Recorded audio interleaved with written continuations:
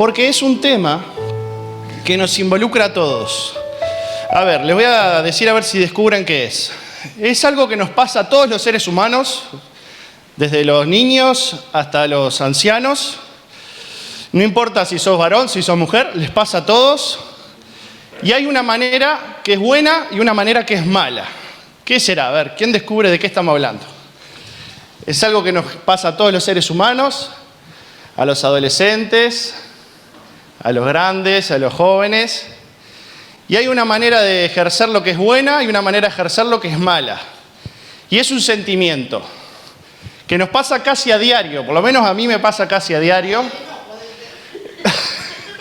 Se puso el saco, bueno, ¿verdad? Muy bien, el enojo. Levante la mano, ¿quién alguna vez en su vida se enojó? ¿Quién se enojó con sus padres, por ejemplo? Miren, ellos dos de ahí son mis padres y yo me enojé muchas veces con ellos. Y después de que tuve hijos les pedí perdón por todas las pavadas que había hecho y me disculpé por enojarme tanto por pavadas. Ahí en el Zoom también se enojaron. El enojo. Todos los que estamos acá nos enojamos. Y a mí me pasa muy seguido. Entonces lo que voy a decir no es para darle una lección a ustedes, sino que es una lección que me dio la Biblia a mí y me molestó este tema. ¿Saben por qué? Porque ayer de noche, ¿qué me pasó? Me enojé. Habíamos quedado una cosa con mi señora, con Brenda, y surgió otra cosa y me enojé. Y yo dije, ¿para qué elegí la predicación del enojo? Y encima Brenda me pregunta, che, ¿de qué vas a predicar? Del enojo. O sea que es algo que ayer de noche me pasó. El enojo, un sentimiento que todos tenemos. Y la Biblia habla sobre el enojo y nos da varias pistas sobre el enojo, de cómo evitarlo o de cómo usarlo para favor. Y vamos primero a buscar en el Antiguo Testamento algunos versos, lo podemos escuchar, si no queremos buscar en la Biblia, escuchamos. ¿Qué nos dice el Antiguo Testamento sobre estar enojado?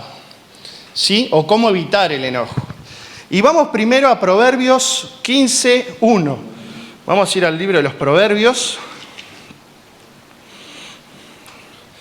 Y los proverbios son como hashtag de la antigüedad. Son como frases de la antigüedad, así para postear en Instagram. Son frases de sabias de la antigüedad. ¿Sí? Entonces, el proverbio nos tira muchas frases, muchos hashtags sobre la sabiduría y sobre la vida. Y también habla sobre el enojo.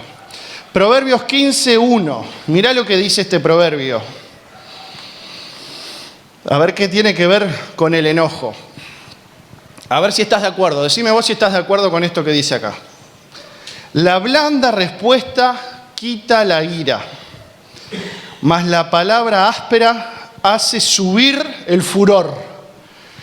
Lo leo de vuelta. La blanda respuesta quita la ira, el enojo, mas la palabra áspera hace subir el enojo, el furor. ¿Estás de acuerdo o no estás de acuerdo? ¿Quién está de acuerdo? Levante la mano. Que la blanda respuesta, bien. Vieron que hay gente que cuando alguien está enojado toma dos posturas. Hay algunos que hablan tranquilos para apaciguar. Por ejemplo, yo trabajo con adolescentes y cuando se pelean, uno tiene que entrar a tratar de separar y apaciguar y hablar tranquilo. Si uno se enoja y empieza a gritar, la pelea sube.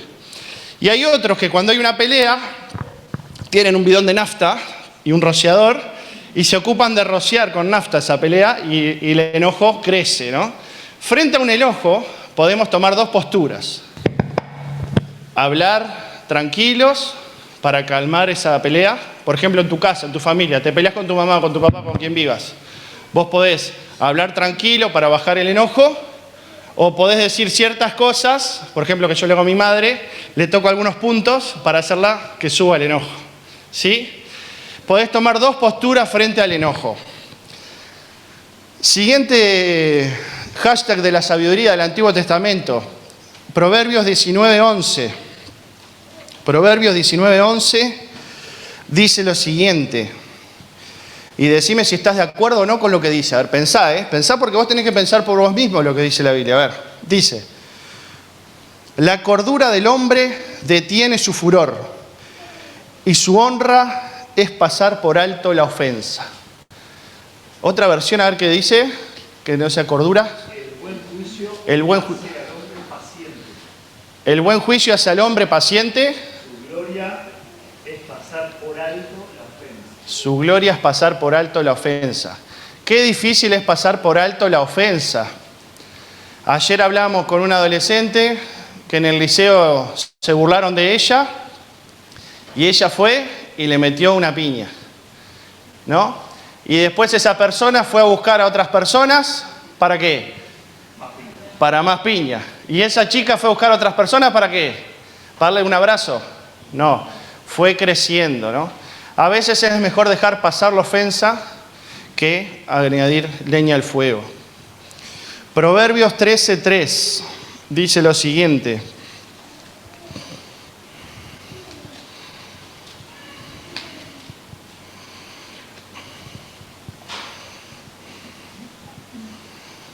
El que guarda su boca, guarda su alma, mas el alma de los diligentes será prosperada. Perdón, el que guarda su boca, guarda su alma, mas el que mucho abre sus labios, tendrá calamidad. ¿Conocen el dicho, el pez por la boca muere? ¿Sí? Uno es, ¿cómo dice? Dueño de su silencio, preso de sus palabras, ¿no? ¿Cuántas veces hablamos de más? Decimos cosas de más. Imagínense cuando se pelean con sus padres o con quien los cuida y después dicen, papá, ¿por qué le dije esto a mamá? ¿Por qué le dije esto a papá? ¿Por qué hice esto? Cuidar de hablar poco. Por ejemplo, Mario es alguien que habla poco. Entonces vos lo ves así, parece que siempre está pensando. Es como que, él dice que el que habla poco es sabio, aunque no hable. Mario es un buen ejemplo de esto, positivo. De que hablar poco y justo, ¿no? A veces hablamos mucho y nos equivocamos. Cuanto más hablamos, más nos equivocamos. Y Eclesiastés 13:9, que es el siguiente libro, dice lo siguiente sobre el enojo. Eclesiastés 7:9. Eclesiastés, ahora sí. 7:9. Dice lo siguiente. A ver si estás de acuerdo. Pensá. No te apresures en tu espíritu a enojarte, porque el enojo reposa en el seno de los necios, en el corazón de los necios. No te apresures en tu espíritu a enojarte, porque es algo de necio, es algo de alguien que no sabe aceptar las cosas. Y no te dejes llevar por el enojo. Ajá. Como que hay que cortarlo a tiempo. Y vamos a ir al Nuevo Testamento. Ahora vimos el Antiguo Testamento. Ahora díganme, ¿qué se acuerdan personajes enojados de la Biblia, del Antiguo Testamento? Entre todos. Enojos del Antiguo Testamento. Jonás. ¿Quién dijo? Muy bien, Claudia. Jonás. Se enoja con algo que le hace sombra, ¿no? Y se enoja con Dios por ser bueno. Dice, yo sabía que eras misericordioso. ¿Quién más se acuerdan? A ver, memoria colectiva. ¿Se acuerdan cuando David va al campamento a ver a sus hermanos? Y el hermano mayor, que dice, como buen hermano mayor, dice, este viene acá y lo empieza a destratar al hermano, se enoja con su hermano. ¿Qué otro enojo se acuerdan del Antiguo Testamento? Los hermanos de José, se enojan con José. Ahí está, los hermanos de José se enojan tanto, se ponen tan celosos que hasta lo venden de esclavo, ¿no? Lo tiran a un pozo. ¿Se acuerdan algún otro enojo? Saúl, ¿se acuerdan? Que de la nada estaba tocando David el arpa y sin decir aguabá, ¿qué hacía? Agarraba la lanza y se le tiró ahí, ¿no? Caín y Abel, dos hermanos que se pelean. María, cuando se quedó Jesús en el templo, y le dice, hijo, ¿qué nos has hecho, no? Bien, entonces es algo que todo nos va a pasar, todo nos pasa seguido, pero el tema es cómo actuamos frente al enojo. Y vamos a ir al libro de Efesios, que nos habla sobre la clave del enojo. ¿Qué hacer con tu enojo? ¿Qué hacer cuando estás enojada? Cuando estás enojado. Y Efesios 4, 25 dice lo siguiente.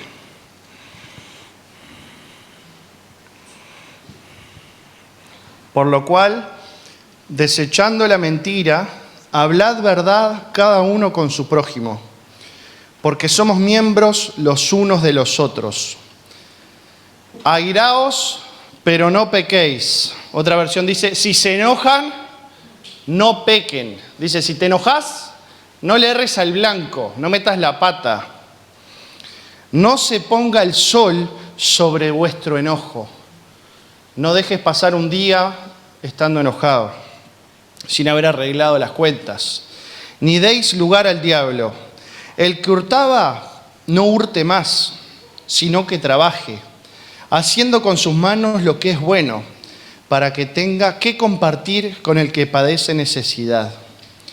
Ninguna palabra corrompida salga de vuestra boca, sino la que sea buena para la necesaria edificación, a fin de dar gracia a los oyentes. Y no contristéis al Espíritu Santo de Dios, con el cual fuisteis sellados para el día de la redención. Y mirá lo que dice acá, para vos y para mí. Quítense de vosotros toda amargura, enojo, ira, gritería y maledicencia y toda malicia.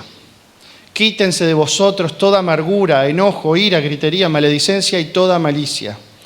Antes, sed benignos unos con otros, misericordiosos, perdonándoos unos a otros, como Dios también os perdonó a vosotros en Cristo. No podemos evitar enojarnos, pero sí podemos evitar ¿qué? ¿Qué dice acá el texto? Verso 26. ¿Qué dice? A ver, búscalo ahí, ¿qué dice? Me enojo, pero ¿qué tengo que evitar con el enojo? Pecar, errarle, ¿no? Puedo enojarme, es inevitable que me enoje, pero tengo que evitar pasar del sentimiento a la acción, a errarle, a pecar, a hacer algo que después me arrepienta, a hacer algo que está en contra de Dios. Y Santiago, el libro de Santiago, nos sigue hablando sobre el enojo y nos complementa esta idea del uso de nuestra lengua, de cómo debemos comportarnos con nuestro enojo. Santiago 1, 19 al 27. Y mirá el consejo que nos da respecto, que podemos aplicarlo frente al enojo. Por esto, mis amados hermanos, todo hombre sea pronto para oír, tardo para, ¿qué dice? Hablar, tardo para airarse o enojarse, porque la ira del hombre no obra la justicia de Dios. Leo de vuelta esta parte. Por esto, mis hermanos, todo hombre sea pronto para oír, tardo para hablar, tardo para airarse, para enojarse, porque la ira del hombre no obra la justicia de Dios. Por lo cual, desechando toda inmundicia y abundancia de malicia, recibid con mansedumbre la palabra implantada, la cual puede salvar vuestras almas. Pero sed hacedores de la palabra, y no tan solamente oidores, engañándoos a vosotros mismos. Porque si alguno es oidor de la palabra, pero no hacedor de ella, este es semejante al hombre que considera en un espejo su rostro natural. Porque el que se considera a sí mismo y se va, y luego olvida cómo era. Mas el que mira atentamente en la perfecta ley, la de la libertad, y persevera en ella, no siendo oidor olvidadizo, sino hacedor de la obra, este será bienaventurado en lo que hace. Y seguimos un poquito más, 26. Si alguno se cree religioso entre vosotros y no refrena su lengua, sino que engaña su corazón, la religión del tal es vana. La religión pura y sin mácula delante de Dios es esta: visitar a los huérfanos y a las viudas en sus tribulaciones y guardarse sin mancha del mundo. Cuando escuchamos la palabra del Señor, podemos tener dos actitudes. Una es olvidarnos de lo que escuchamos, que muchas veces me pasa. Me olvido de lo que escuché y no aplico lo que escuché a mi vida, ¿no? Y otra es poner en práctica lo que escucho. ¿Cuántas veces nos pasa que escuchamos esto? Airaos pero no pequéis, no se ponga el sol sobre vuestro enojo, pero después me sale de vuelta enojarme, y no solo enojarme, sino que enojarme y pecar. Y saben que Jesús también se enojó. Vamos a buscar un enojo que tuvo Jesús y cómo controló su enojo, cómo hizo con su enojo. A ver, vamos a ir a Marcos. Este evangelio escrito por Marcos, posiblemente redactado, narrado por Pedro. Marcos 3. Se nos relata un episodio donde Jesús se enoja. Y vamos a ver qué es lo que hace el Señor con su enojo. Pensando en que Jesús es el ejemplo supremo de ser humano y que como cristianos estamos camino a parecernos a Él, santificándonos diariamente en esta carrera del cristianismo, Jesús se enojó y Jesús actuó así frente a su enojo. Marcos 3.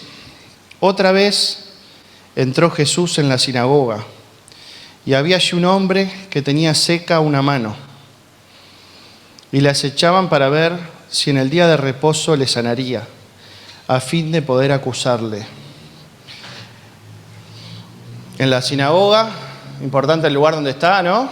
Había un hombre con la mano seca. Dice que la expresión esa de la mano seca es una mano que ya no le corría sangre, ¿no? O sea que imagínense una mano que no le corre sangre, ¿cómo estará? Bueno, un médico no lo puede explicar, pero una mano seca realmente. Y dice que le acechaban o que lo espiaban para ver si en el día de reposo le sanaría, a fin de poder acusarle. Imagínate, iban a la iglesia de ese momento, ¿no? No era la iglesia, era la sinagoga, para ver cómo poder calumniar a Jesús. La actitud que ellos iban a la sinagoga era para buscar la manera de calumniar a Jesús. Entonces Jesús dijo al hombre que tenía la mano seca: levántate y ponte en el medio. No lo sanó en un costado o alejado después. No. Sabiendo lo que estaba pasando, que lo iban a acusar, lo puso en el medio, lo hizo bien evidente.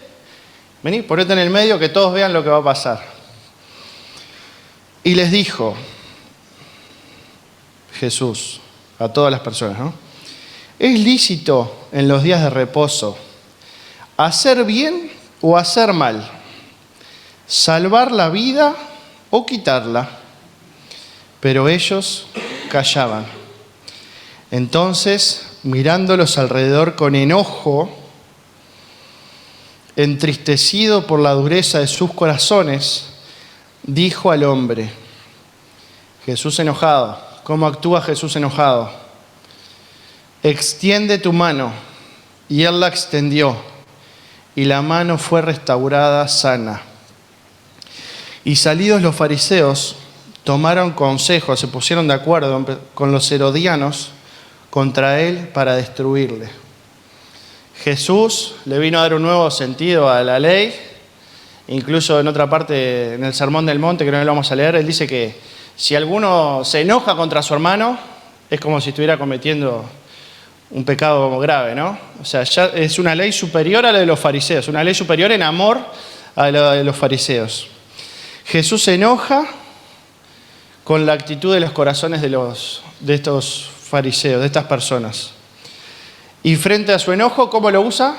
Lo usa para sanar, para bendecir a alguien que tenía la mano tullida. Y fíjate la maldad que tenía esta gente, que los fariseos se pusieron de acuerdo con los herodianos para destruir a Jesús. Los fariseos y los herodianos no se llevaban bien. Unos querían la restauración de Israel con Roma, restaurar el linaje de Herodes con los romanos, y los fariseos querían restaurar a Israel sin Roma. O sea que estos partidos políticos, que eran extremos uno del otro, se pusieron de acuerdo para matar a Jesús. Los que eran enemigos se hicieron amigos para matar a Jesús. Y podemos ver en todos estos textos que estamos leyendo desde hoy cómo hay un enojo bueno y un enojo malo. El enojo bueno se indigna de la injusticia.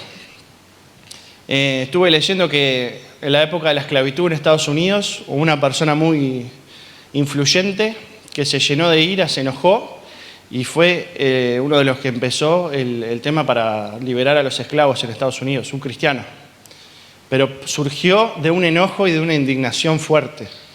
Otro hermano en Gran Bretaña, que disculpen no anoté el nombre, al ver la situación de los obreros y las mujeres y los niños en las fábricas, se enojó, se indignó y empezó a trabajar en pos de eso. Entonces, el enojo bueno se indigna de la injusticia. Y el enojo malo surge del egoísmo y de la falta de perdón. El enojo bueno dura poco, es decir, no deja que se ponga el sol sobre su enojo. El enojo malo, por lo tanto, perdura en el tiempo. Se agarra ahí como una raíz de amargura, de rencor, de venganza, crece. El enojo bueno lleva nuestro enojo a Jesús, a la cruz, a decirle, bueno, Dios, no puedo con esto, estoy enojado, me pasa esto, contarle al Señor. El enojo malo nos lleva a tratar de resolver el problema por nosotros mismos.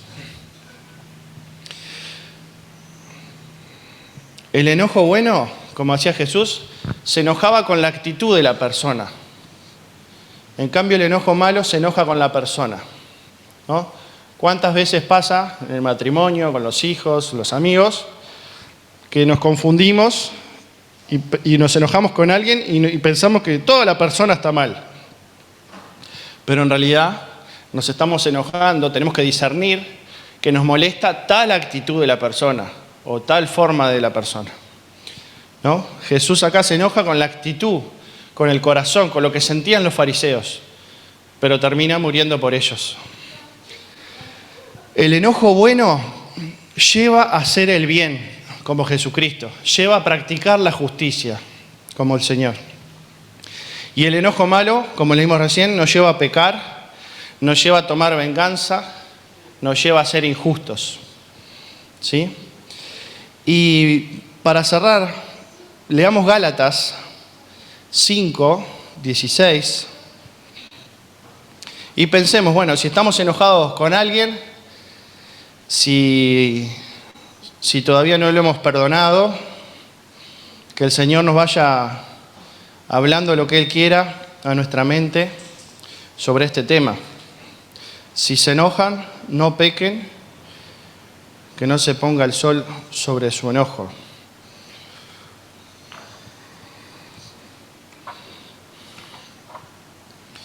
Gálatas 5,